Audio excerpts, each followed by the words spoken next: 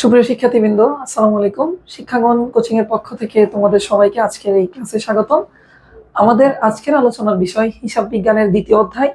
হিসাব বিজ্ঞান দ্বিতীয় অধ্যায়ের খুব দুটি গুরুত্বপূর্ণ টপিক নিয়ে আমি আজকে আলোচনা করব তোমাদের সাথে। সেটা হলো হিসাব সমীকরণ এবং মালিকানা সত্ত্ব বিবরণী নির্ণয়। আজকের ক্লাসে আমরা শিখবো কিভাবে আমরা খুব সহজে জাবেদার মাধ্যমে হিসাব সমীকরণ করব এবং মালিকানা সত্ত্ব বিবরণী নির্ণয় করব। চলো খুব বেশি কথা না বাড়িয়ে আমরা আজকের ক্লাসে চলে যাই। আমি এখানে একটা চট্টগ্রাম বোর্ড 25-এর একটি প্রশ্ন নিয়েছি, যেটা থেকে আমরা হিসাব সমীকরণ করা শিখবো। এখন আসলে আমি আগে একটু দেখাই তোমাদেরকে হিসাব সমীকরণটা কি। হিসাব সমীকরণ হচ্ছে এ সমান এল প্লাস ও ই। এ মানে হচ্ছে সম্পদ বা অ্যাসেট,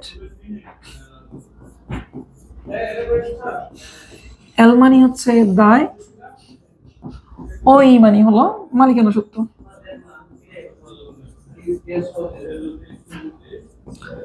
তাহলে হিসাব সমীকরণের মাধ্যমে আমরা কি প্রমাণ করব? সম্পদ সমান দায় প্লাস মালিকানা সত্ত্ব, মানে একটা ব্যবসা প্রতিষ্ঠানের সম্পদ যতটুকু থাকবে, দায় এবং মালিকানা সত্ত্ব ততটুকু থাকবে। আশা করি তোমরা বুঝতে পারছো। এখন আসো, এখানে আমাদের হিসাব সমীকরণ নির্ণয় করতে গেলে যে একটা সমস্যা হয় সেটা হচ্ছে ঘর নির্ণয় করা। কি নির্ণয় করা? ঘর নির্ণয় করা। এখন আমি তোমাদেরকে জাবেদার মাধ্যমে শেখাবো কিভাবে তুমি খুব সহজে ঘরটা নির্ণয় করতে পারো। তার আগে আমাদেরকে একটু খেয়াল করতে হবে যে হিসাব 5 প্রকার। সেটা হলো আয়, ব্যয়, সম্পদ, দায়, মালিকানা সত্ত্ব। এখন আমি যদি এখানে একটু খেয়াল করি, এখানে আমাকে কিসের কিসের জন্য ঘর করতে দিছে? সম্পদের জন্য ঘর করতে দিছে, দায়ের জন্য ঘর করতে দিছে, মালিকানা সত্ত্বের জন্য ঘর করতে দিছে। তাহলে ঘর কিসের কিসের জন্য করতে জানি? সেটা হচ্ছে আয়, ব্যয় আর উত্তোলন। সেটা কিসের জন্য? আয়, ব্যয়, উত্তোলন। তার মানে আমরা ঘর করার সময় সম্পদ, দায় আর মালিকানা সত্ত্বের জন্য ঘর করব, আয় ব্যয় উত্তোলনের জন্য ঘর করবো না, যেন ওরা আমাকে দেয়নি। তাহলে যেগুলোর জন্য ঘর দেয়নি সেগুলোর ইফেক্ট কোথায় পড়বে? সেগুলোর ইফেক্ট পড়বে এই ওইতে। সেগুলোর ইফেক্ট পড়বে কোথায়? ওইতে। আয়, ব্যয়, উত্তোলন এই তিনটার ইফেক্ট পড়বে ওইতে। কেমনে পড়বে সেটা দেখো। ওই এর একটা বর্ধিত রূপ আছে, সি প্লাস আর minus E x minus D. মূলধনের সাথে আয়গুলো যোগ হবে, ব্যয়গুলো বিয়োগ হবে, আর উত্তোলনগুলো বিয়োগ হবে। আরেকবার বলছি, কি বলছি? মূলধনের সাথে আয়গুলো যোগ হবে, ব্যয়গুলো বিয়োগ হবে, আর উত্তোলনগুলো বিয়োগ হবে। এবার আমি তোমাদেরকে দেখাবো আসো কিভাবে আমরা ঘরটা করতে পারি। প্রথম লেনদেনগুলো হচ্ছে মালিক কর্তৃক ব্যবসায় বিনিয়োগ। আচ্ছা, মালিক কর্তৃক ব্যবসায় বিনিয়োগ, এটা যাবে থাকি নগদান ডেবিট, মূলধন হিসাব ক্রেডিট। তাহলে একটু চিন্তা করি তো, নগদকে আমরা কি নামে চিনি? সম্পদ নামে চিনি। এখন এখানে সম্পদের জন্য ঘর করতে বলছো না, তার মানে নগদের জন্য একটা ঘর হবে। মূলধনকে আমরা কি নামে চিনি? মালিকানা সত্ত্বের নামে চিনি। মালিকানা সত্ত্বের জন্য ঘর করতে বলছো না, তো এখানে মূলধন দিয়ে একটা ঘর হবে। প্রথমটার ঘর আমরা নির্ণয় করলাম। তারপরে 50,000 টাকার পণ্য বিক্রয়ের ফরমাইশ, এটা লেনদেন নয়। ব্যাংকে জমা প্রদান, ব্যাংক হিসাব ডেবিট, নগদান হিসাব ক্রেডিট। ব্যাংক হিসাব ডেবিট, নগদান হিসাব ক্রেডিট। তাহলে ব্যাংকে আমরা কি নামে চিনি? সম্পদ নামে চিনি। তাই সম্পদের জন্য ঘর হবে একটা, যে তোরা করতে বলছে। আর নগদান ক্রেডিট, নগদ সম্পদ, তাহলে নগদের জন্য ঘর একবার করে ফেলছি না, আর করতে হবে না। ব্যাংক, এরপর হচ্ছে বেতন প্রদান, বেতন হিসাব ডেবিট, নগদান হিসাব ক্রেডিট। বেতন হিসাব ডেবিট,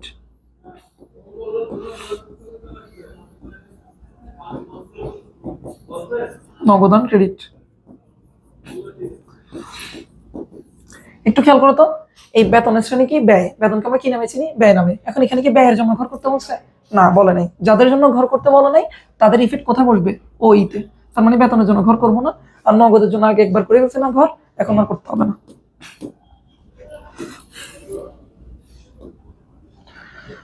তারপরে একটু দেখি তো, 10,000 টাকা বেতন ম্যানেজার নিয়োগ, এটা লেনদেন নয়। পণ্য বিক্রয় 60,000 টাকা, তাহলে যাবে থাকি নগদান হিসাব ডেবিট, বিক্রয় হিসাব ক্রেডিট। নগদের জন্য আগে একবার করে ফেলছি না, আর বিক্রয় মানে আয়। আয়ের জন্য কি এখানে করতে বলছে আমাকে? না, আয়ের জন্য করতে বলা নাই। আয়ের যাদের জন্য ঘর করতে বলা নাই তাদের ইফেক্ট কোথায় বসবে? মালিকানা সত্ত্বে। তারপরে বলছে পাওনাদারকে পরিশোধ 20,000 টাকা। পাওনাদারকে পরিশোধ করলে যাবে থাকি পাওনাদার নর্মালি ক্রেডিট, দায় যখন বাড়ে ক্রেডিট, পরিশোধ যখন করে দিয়েছে আমার দায় কমে গেছে, তাহলে দায় বাড়লে ক্রেডিট, কমলে ডেবিট। তাহলে পাওনাদার হিসাব ডেবিট, নগদান হিসাব ক্রেডিট। এখন পাওনাদার ডেবিট,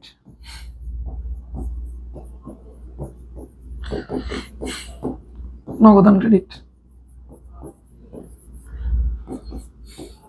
এখন পাওনাদারকে আমরা কি নামে চিনি? এখানে দায় নামে চিনি। দায়ের জন্য ঘর করতে বলছে না, তার মানে পাওনাদারের জন্য একটা ঘর হবে।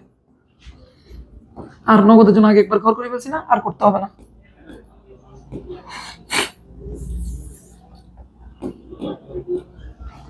তারপর হচ্ছে মালিক কর্তৃক নগদ উত্তোলন, উত্তোলন হিসাব ডেবিট, নগদান হিসাব ক্রেডিট। নগদের জন্য আমরা একবার ঘর করে ফেলছি, আর উত্তোলনের জন্য এখানে কোনো ঘর করতে বলা নাই, ওর ইফেক্ট বসবে এখানে মালিকানা সত্ত্বে। চেকের মাধ্যমে ভাড়া প্রাপ্তি, ভাড়া হিসাব ডেবিট, নগদান হিসাব ক্রেডিট। সরি, ভাড়া যেহেতু পাইছি, নগদান হিসাব ডেবিট, ভাড়া হিসাব ক্রেডিট, কারণ ভাড়া আমার আয়, আর তো নগদের জন্য তো একবার ঘর করে ফেলছি। আর ভাড়া যেহেতু আমার আয়, তাহলে একটু খেয়াল করো তো, আয়ের জন্য এখানে কোনো ঘর করতে বলছে না, যেহেতু ঘর করতে পারে না, আয়ের ইফেক্ট বসবে এখানে, মূলধনের সাথে আয় যোগ হবে, ব্যয় বিয়োগ হবে, উত্তোলন বিয়োগ হবে। তো আশা করি আমরা এখানে ঘরগুলো সব বের করে ফেলছি। সম্পদের পাশে দুইটা ঘর পাইছি, একটা হচ্ছে নগদ আর ব্যাংক। দায়ের পাশে একটা ঘর পাইছি, সেটা হচ্ছে পাওনাদার। মালিকানা সত্ত্বের পাশে পাইছি একটা, সেটা হচ্ছে মূলধন।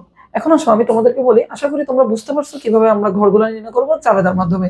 তাহলে আমাকে মাথায় রাখতে হবে, এখানে আমাকে সম্পদ, দায় আর মালিকানা সত্ত্বের জন্য ঘর করতে বলছে, তাহলে আমরা তিনটার জন্য ঘর করতে বলবো। কিসের জন্য ঘর করতে দেয় নাই? আয়, ব্যয় আর উত্তোলনের জন্য। যাদের জন্য ঘর করতে দিবে না, ওদের ইফেক্ট কোথায় পড়বে? এই মালিকানা সত্ত্বে। কিভাবে পড়বে? মূলধনের সাথে আয় যোগ, ব্যয় বিয়োগ, আর উত্তোলন কি হবে? বিয়োগ যাবে। এখন আসো, আশা করি তোমরা বুঝছো। এখন আমি তোমাদেরকে ঘরটা এঁকে দেখাই এবং ম্যাথটা করি আমরা।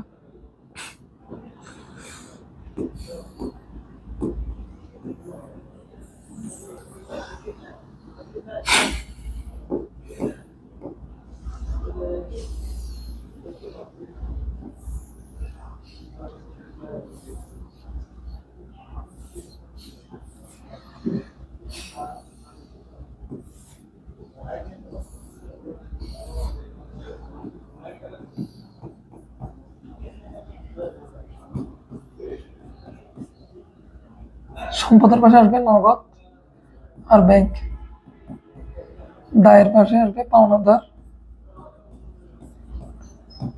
আর মূলধন। সম্পদের পাশে আসবে নগদ আর ব্যাংক, দায়ের পাশে আসবে পাওনাদার আর মূলধন, যেটা আমরা একটু আগে চাপেদা করে করে নির্ণয় করছি। এখন আসো আমরা এন্ট্রি কিভাবে বসাবো। মাথায় রাখবা, এখানে যে চারটা ঘর দেয়া আছে, প্রত্যেকটা লেনদেনই কি চারটা ঘরে আসবে না, প্রত্যেকটা লেনদেন যে কোনো দুইটা ঘরে ইফেক্ট ফেলবে। সেটা কিভাবে ফেলবে সেটা আমাকে জাবেদায় বলে দিবে। সেম আমি আবার যাই, প্রথমে দিচ্ছে 2023 সাল জানুয়ারির 1 তারিখ, তাহলে জানুয়ারির 1 তারিখ, জানুয়ারির 1 তারিখে জাবেদা কি? মালিক কর্তৃক ব্যবসায় বিনিয়োগ, নগদান হিসাব ডেবিট, মূলধন হিসাব ক্রেডিট। তাহলে এখানে কোন ঘরে প্লাস আকারে বসবে, কোন ঘরে মাইনাস আকারে বসবে, সেটা আমরা কেমনে বুঝবো?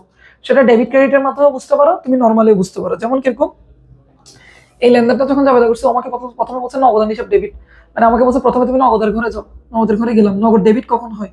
বৃদ্ধি পেলে, তার মানে প্লাস আকারে বসবে। মূলধন ক্রেডিট, মূলধন ক্রেডিট কখন হয়? মালিকানা সত্ত্ব বৃদ্ধি পেলে, তার মানে মূলধনের ঘরে 1 লাখ টাকা প্লাস আকারে বসবে। তাহলে জাবেদায় আমাকে বলছে আমি কোন কোন ঘরে যাবো। জাবেদা আমাকে প্রথমে বলছে নগদান হিসাব ডেবিট, আমি নগদের ঘরে গেলাম। তারপর জাবেদা আমাকে বললো মূলধন হিসাব ক্রেডিট, আমি মূলধনের ঘরে গেলাম। এখন আসো,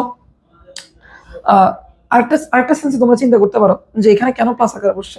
ধরো ব্যবসায় মূলধন বিনিয়োগ করছে, আমার কাছে নগদ টাকা আসছে, তাই আমি প্লাস আকারে বসলাম। আমার মূলধন বাড়ছে, তাই আমি প্লাস আকারে লিখলাম। এবার আসলে পরবর্তীটা লেনদেন নয়, এরপরটা হচ্ছে ব্যাংকে জমা দান। ব্যাংকে জমা দানের জাবেদা হলো ব্যাংক হিসাব ডেবিট, মানে ব্যাংকে টাকা বাড়ছে, ব্যাংকে টাকা দেয়। আর নগদান ক্রেডিট, নগদ থেকে টাকা চলে গেছে। তার মানে জাবেদা আমাদেরকে যে যে ঘরে যেতে বলতেছে, আমরা সেই ঘরে যাচ্ছি। তারপর আসে 10 তারিখ, 10 তারিখ বেতন প্রদান করছে। বেতন প্রদান করলে বেতন হিসাব ডেবিট, নগদান ক্রেডিট। বেতন দেয়, নগদ টাকা চলে গেছে, তাই নগদান ক্রেডিট, তাই মাইনাস আকারে লিখলাম। আর বেতনটা আমার ব্যয় না, তো ব্যয়ের জন্য এখানে কোনো ঘর আছে না, যেহেতু ব্যয়ের জন্য কোনো ঘর নাই, তাহলে এর ইফেক্ট বসবে কোথায়? মূলধনে। কিভাবে বসবে আমি বলছিলাম, সি প্লাস আর minus E x minus D. আয়গুলো যোগ হবে, ব্যয়গুলো বিয়োগ হবে। এখন বেতন হচ্ছে ব্যবসায়ের ব্যয়, তার মানে এটা বিয়োগ আকারে বসবে। তারপরে 12 তারিখ লেনদেন নয়, 15 তারিখ পণ্য বিক্রয় 60,000 টাকা, পণ্য বিক্রয় করে আমার নগদ টাকা করছে, নগদান ডেবিট। ওরা আমাকে জাবেদায় নগদান ডেবিট বলছে, তাই আমি নগদের ঘরে গেছি। তারপর বলছে বিক্রয় হিসাব ক্রেডিট, এবং বিক্রয় আমার আয়, বিক্রয়ের জন্য কোনো ঘর আছে এখানে না, যার জন্য ঘর নাই তার ইফেক্ট মূলধনের মালিকানা সত্ত্বতে বসবে, এবং আয়টা যোগ হয়। আয় কি হয়? যোগ হয়, আর ব্যয় বিয়োগ যায়। 15 তারিখ গেলে 20 তারিখ, 20 তারিখ বলছে পাওনাদারকে পরিশোধ। পাওনাদারকে পরিশোধ করলে দায় কমে যায়, তাহলে পাওনাদারের ঘরে গেলাম, পাওনাদার ডেবিট, আর নগদ টাকা চলে যায়, নগদান ক্রেডিট। জাবেদা করে করে তোমরা বুঝবা যে কখন কোন ঘরে যেতে হবে। 25 তারিখ মালিক কর্তৃক নগদে উত্তোলন। মালিক কর্তৃক নগদ উত্তোলন করলে নগদ টাকা চলে যাবে নগদান ক্রেডিট আর উত্তোলন ডেবিট। উত্তোলনের জন্য এখানে কোনো ঘর আছে না, উত্তোলন এখানে কি করবো, মালিকানা সত্ত্ব থেকে মাইনাস করব। চেকের মাধ্যমে ভাড়া প্রাপ্তি আমার আয় হয়েছে, আয় হলে নগদ টাকা পাইছি আমি।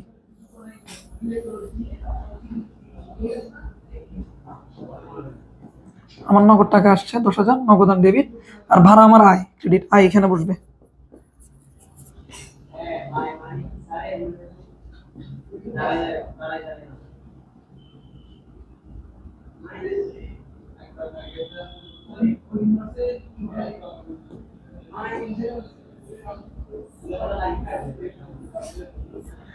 তার মানে আমরা এই হিসাব সমীকরণটা দেখে কি বুঝলাম, যে আমরা কখন কোন ঘরে যাব সেটা আমাকে জাবেদায় বলবে। জাবেদা বলে, যেমন জাবেদা আমাকে প্রথম হচ্ছে নগদান ডেবিট, তাই নগদের ঘরে গেছি, মূলধন ক্রেডিট, পরে মূলধনের ঘরে গেছি। এভাবে আমরা যোগ আর যোগ বিয়োগ কেমনে বুঝবো, আমরা ডেবিট ক্রেডিটের মাধ্যমে বুঝতে পারি, নর্মালিও চিন্তা করতে পারি। ধরো আমার এই যেমন এখানে ব্যাংকে জমা প্রদান করার কারণে ব্যাংকে টাকা বাড়ছে, তা ব্যাংকে প্লাস আকারে বসাইলাম, নগদ থেকে চলে গেছে তাই নগদে মাইনাস আকারে বসাইলাম।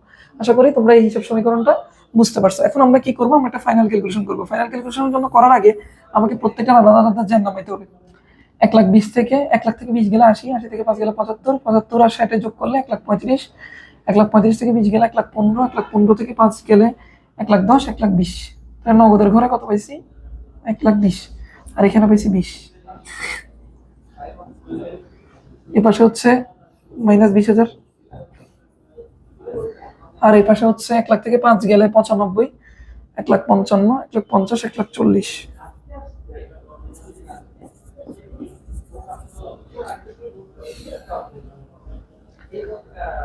75, 1,35,000, 1,15,000, 1,10,000, 1,20,000, এখানে 20, 95,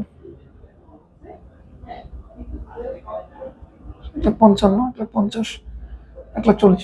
ঠিক আছে, এবার আমরা দুইটা পাশে একটু মিলে দিই।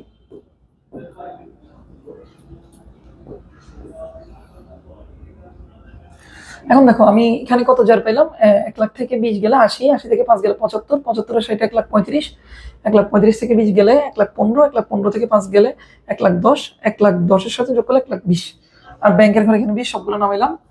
এরপর হচ্ছে এখানে দেখো তো, এখানে 5,000 থেকে 20 চলে গেছে, মানে মাইনাস আকারে বসবে 5,000, কারণ মাইনাস আকারে আছে। তারপর এখানে মূলধন ছিল 1,00,000, 1,00,000 থেকে 5 গেলে 95, 95 সাথে 60 যোগ করলে 1,55,000, 1,55,000 থেকে 5 গেলে 1,40,000, 1,40,000, আর সরি 1,50,000, 1,50,000 এর সাথে 10 যোগ করলে 1,60,000। আমার এখানে একটু মিস্টেক হয়েছে।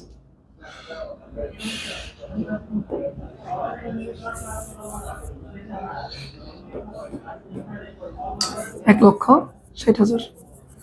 তাহলে এবার দেখো দুইটা পাশ পাইলাম, এবার আমাদেরকে দুইটা পাশ মিলাইতে হবে, কারণ এ সমান এল প্লাস ওই। তাহলে সম্পদের পাশে আমি কি লিখতে পারি, দুইটা ঘর মিলাই 1,40,000 মিলে গেছে। সেম এই পাশেও আমি লিখতে পারি না, এখানে 1,60,000 আছে প্লাস আকারে, 20 চলে গেলে 1,40,000। তাহলে দুইটা পাশ মিলে গেছে।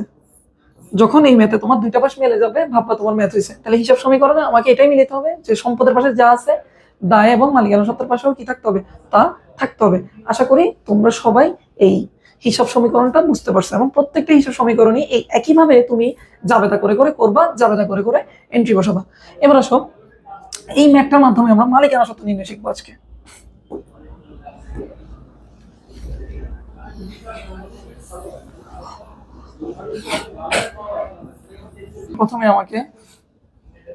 প্রথমে আমাদেরকে যে জিনিসটা মাথায় রাখতে হবে সেটা হচ্ছে ওই সমান সি প্লাস আর মাইনাস ইএক্স মাইনাস ডি, যেটা আমি তোমাদেরকে একটু আগে হিসাব সমীকরণের ক্ষেত্রে দেখেছিলাম। মালিকানা সত্ত্বের প্রশ্নটা অনেকভাবে আসছে, সেটা হচ্ছে বছর শেষে মালিকানা সত্ত্ব নির্ণয় করো, নিট মালিকানা সত্ত্ব নির্ণয় করো, সমাপনী মালিকানা সত্ত্ব নির্ণয় করো, এবং অনেকভাবে আসতে পারে। মালিকানা সত্ত্ব মানে হচ্ছে বছর শেষে ব্যবসায়ীর উপর মালিকের যে পাওনা বাধা, সেটা আমরা কিভাবে নির্ণয় করবো। সেটা নির্ণয় করার জন্য প্রথম যে কথা সেটা হচ্ছে এই ফরম্যাটটা মেনশন করবো, সেটা হচ্ছে আমরা সি প্লাস আর মাইনাস ইএক্স মাইনাস ডি, মানে মূলধনের সাথে আয়গুলো যোগ হবে, ব্যয়গুলো বিয়োগ হবে, এবং উত্তোলনগুলো বিয়োগ হবে। এটার একটা ফরম্যাট আছে, আমি তোমাদেরকে লিখে দিচ্ছি, তোমরা নোট করে নিও। এটা বিবরণ,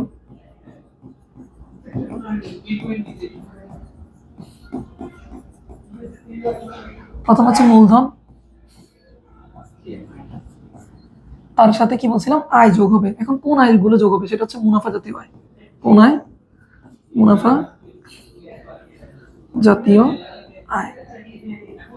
তার থেকে এরপরে কি বাদ দিতে বলছি? ব্যয় বাদ যাবে। কোন ব্যয় বাদ যাবে? মুনাফা জাতীয় ব্যয়।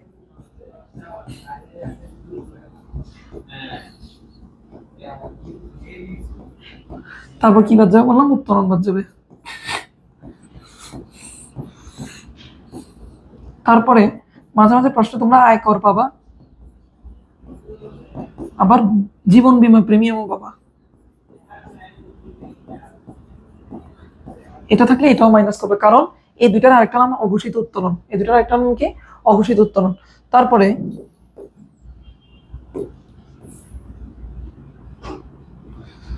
তোমরা এখানে পণ্য উত্তোলনও পেতে পারো।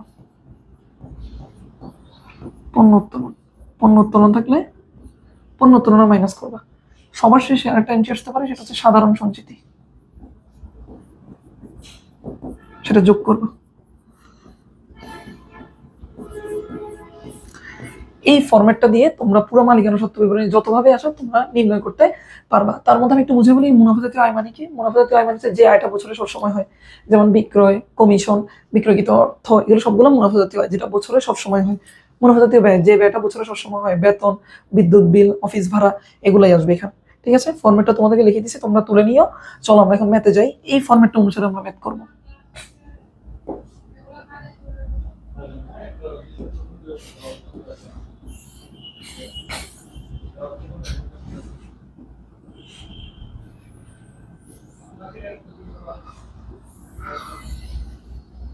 তাহলে যেহেতু মালিকানা সত্ত্ব নির্ণয় করতে বলছে, সর্বপ্রথম আমাদেরকে মাথায় রাখতে হবে ফরম্যাট হচ্ছে এটা, সি প্লাস আর মাইনাস ইএক্স মাইনাস ডি। এটা দিয়ে আমরা করবো। এখানে বক্সটা কি?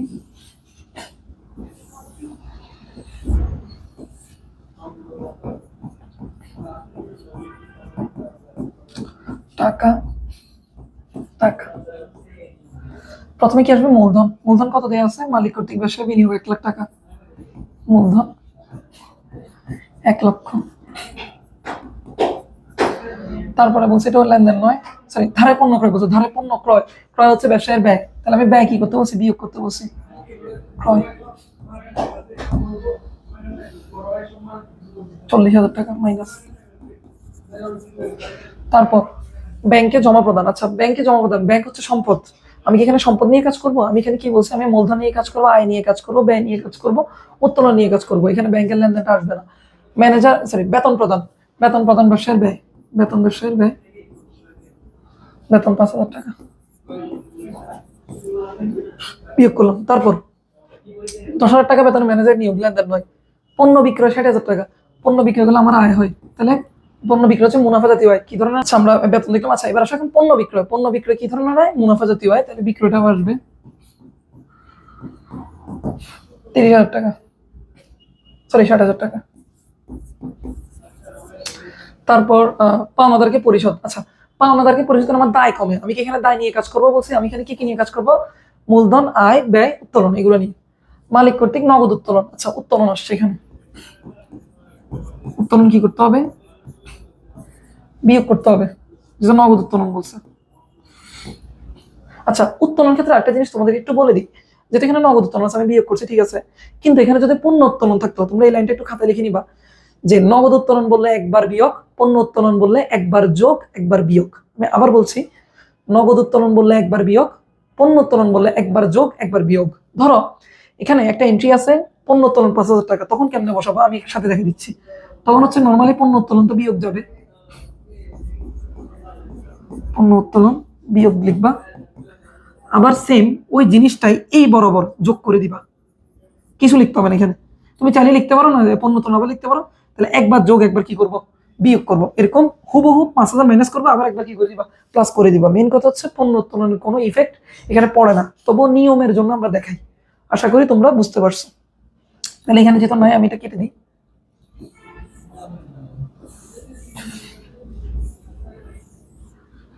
আচ্ছা, এবার আসো চেকের মধ্যে ভাড়াপ্রাপ্তি। ভাড়া মানে আমার আয়, ভাড়াপ্রাপ্তি মানে আমার আয় হয়েছে ভাড়া 10,000। তার মানে আমি কি করলাম? মূলধনের সাথে আয়গুলো যোগ করলাম, ব্যয়গুলো বিয়োগ দিলাম, আর উত্তোলন বিয়োগ দিলাম। আশা করি তোমরা সবাই বুঝতে পারছো। এবার আমি একটু যোগ বিয়োগ করে ফেলি। সেটা হচ্ছে 1 লাখ থেকে 40 গেলে 60, 60 থেকে 5 গেলে 55, 1,15,000, 1,10,000, 1,20,000 টাকা। তাহলে উত্তর কত বেরিয়েছে? 1,20,000 টাকা।